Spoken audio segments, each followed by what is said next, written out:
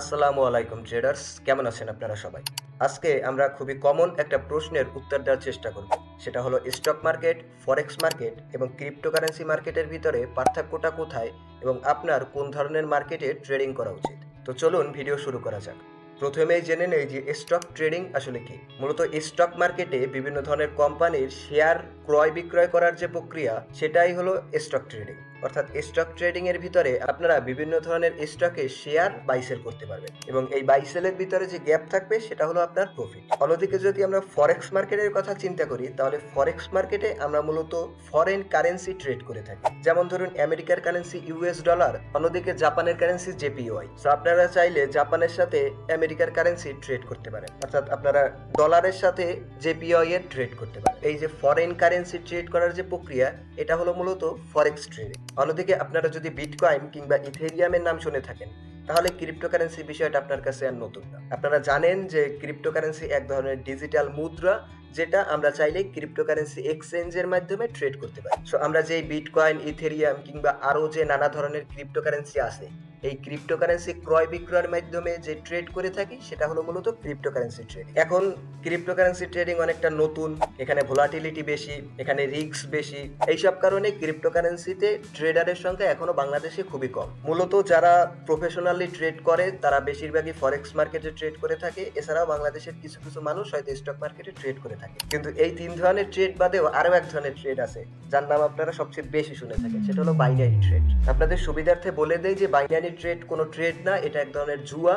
যদি আপনারা একটু ভালোভাবে জানেন তাহলে আপনারা বুঝতে পারবেন যে এটা কোনো ট্রেড না, ট্রেডিং জিনিসটাই আলাদা। সো আপনারা যদি এই ট্রেডিং এর সাথে পরিচিত হতে চান, ট্রেডিং থেকে কেরিয়ার করতে চান, তাহলে আপনার জন্য স্টক মার্কেট, ফরেক্স মার্কেট, ক্রিপ্টোকারেন্সি মার্কেট, এইসব মার্কেটে লাইভ ট্রেড করা কিংবা এইসব মার্কেটে scalping, day trading, swing trading কিংবা লং টার্ম ইনভেস্টমেন্ট এসব কাজ করে আপনারা এই মার্কেট থেকে কেরিয়ার করতে পারেন। কিন্তু আপনারা যদি বাইনারি ট্রেডিং এর মতো জুয়ায় আসক্ত হয়ে যান তাহলে আসলে এই সেক্টরে আপনাদের টাকা বরবাদ হবেই হবে, তাতে কোনো সন্দেহ নেই। সো এবার তাহলে আমরা বোঝার চেষ্টা করি যে আসলে আপনার কোন ধরনের ট্রেডিং এ সময় দেওয়া উচিত। সো আপনারা যদি একটু রিস্ক টেকার হন, রিস্ক নিতে ভালোবাসেন কিংবা আপনাদের ফাইন্যান্সিয়াল সেক্টরের দিকে একটু বেশি আকর্ষণ আছে, তাহলে আমি মনে করি আপনার জন্য বেস্ট হবে ক্রিপ্টোকারেন্সি ট্রেডিং। ক্রিপ্টোকারেন্সি ট্রেডিং এখনো একদম নতুন পর্যায়ে আছে। আপনারা কোনো ধরনের চিন্তা না করে 1-2 বছর শিখেন, আপনারা টাইম দেন।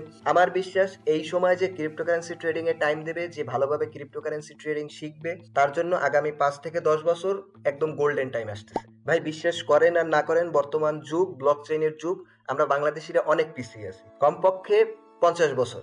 আপনারা দুবাই গেলে দেখবেন যে দুবাইতে অলরেডি সারা দুবাই জুড়ে শুধু ব্লক চেইন। দুবাইয়ের সবকিছু ব্লক চেইনে হচ্ছে। আপনারা আমেরিকায় যাবেন, আপনারা ট্রাম্পকে দেখবেন ট্রাম্প কতটা সাপোর্টিভ ব্লক চেইনের প্রতি, কতটা সাপোর্টিভ সে বিটকয়েনের প্রতি। তো আপনারা এইসব দেখে আপনাদের বোঝা উচিত যে ব্লক চেইনের ক্রিপ্টোকারেন্সি ট্রেন্ড আসতেছে এবং এটা আগামী 30 বছর এটা হ্রাস করবে কিংবা আগামী 50 বছর এটা হ্রাস করবে। এবং যখন সারা বিশ্ব এআই দ্বারা নিয়ন্ত্রণ হবে তখন আসলে ভাবারই কোনো দরকার নাই যে বিটকয়েন এখানে ইউজ থাকবে না কিংবা ক্রিপ্টোকারেন্সির ইউজ এখানে থাকবে না। সো আপনাদের জন্য এখন যদি ট্রেডিং শিখতে চান, ট্রেডিং থেকে ইনকাম করতে চান, তাহলে আমি মনে করি আপনার জন্য বেস্ট হবে ক্রিপ্টোকারেন্সি। এছাড়াও এখানে আপনার এন্ট্রি ব্যারিয়ার খুবই কম, আপনারা খুব অল্প টাকা নিয়ে এখানে ট্রেড করতে পারবেন, যার ফলে আপনাদের রিস্কও কম থাকবে। আপনারা 5,000 নিয়ে ট্রেড শুরু করলেন, 5,000 গেল। আপনারা ওই যে টাকা হারিয়ে যে এটা শিখবেন সেটা ভবিষ্যতে অনেক কাজে দেবে। এটা আপনাদের টিউশন ফির মতো। এখানে যদি আপনারা প্রথমবার মার্কেটে 5,000 10,000 ডিপোজিট করে আপনারা 1-2 বছর ট্রেড করে যদি প্রফিট করতে পারেন কিংবা আপনার 5,000 10,000 টাকা লস হয়ে যায়, তাহলে এইটা ভাবার দরকার নাই যে আপনাকে দিয়ে ট্রেডিং হবে না। ধরুন আপনারা যদি ডাক্তার কিংবা ইঞ্জিনিয়ার হতে চান তাহলে তো আপনারা 10 লাখ টাকা 20 লাখ টাকা খরচ করতেও রাজি আছেন। সো ট্রেডিং এমন একটা পেশা যেখান থেকে আপনারা প্রতিদিন একজন ডাক্তার ইঞ্জিনিয়ারের চেয়ে 10 গুণ বেশি ইনকাম করার পসিবিলিটি, 50 গুণ বেশি ইনকাম করার পসিবিলিটি এই সেক্টরে আছে। সো আপনারা কিভাবে ভাবলেন যে একদম বিনা খরচায় কিংবা বিনা কষ্টে আপনারা এরকম একটা পেশা শিখে যাবেন যেখান থেকে আপনারা প্রতিদিন একজন ডাক্তারের চেয়ে ইঞ্জিনিয়ার চেয়ে 10 গুণ বেশি টাকা ইনকাম করতে পারবেন যদি আপনারা সেই পরিমাণ স্কিলড হন। অর্থাৎ আপনারা 10-20 বছর টাইম দেন, আপনারা মার্কেট সম্পর্কে খুব ভালোভাবে জানেন, এরপরে হয়তো পারবেন, হয়তো নাও পারতে পারেন, এটা শিওর না। তবে এখানে পসিবিলিটি আছে। আমি যেটা বোঝাতে চাচ্ছি যে এই সেক্টরে পসিবিলিটি আছে। সো সেই জন্য আমি আপনাকে বলি আপনারা চাইলে ফরেক্স ট্রেডিং করতে পারেন কিংবা আপনারা চাইলে স্টক মার্কেটে স্টক ট্রেডিং করতে পারেন। এ বাদে আমি আপনাদেরকে সাজেস্ট করবো যে আপনারা যদি নতুন নতুন মার্কেটে আসেন, ক্রিপ্টোকারেন্সি সম্পর্কে আপনারা আগ্রহী থাকেন, তাহলে আপনারা ক্রিপ্টোকারেন্সি ট্রেডিং এর মাধ্যমে আপনাদের জার্নি শুরু করেন।